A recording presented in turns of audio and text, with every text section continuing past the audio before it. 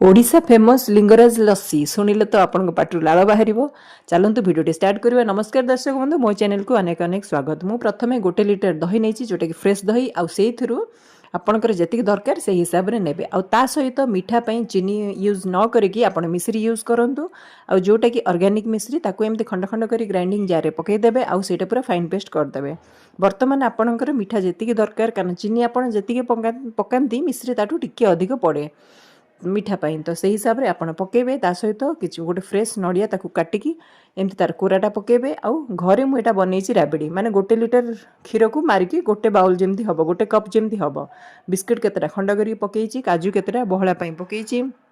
एबे आपण ग्लास रे ताकू सर्व करिवे। पूरा चिल चिल आइस क्यूब केतटा पकईदेवे।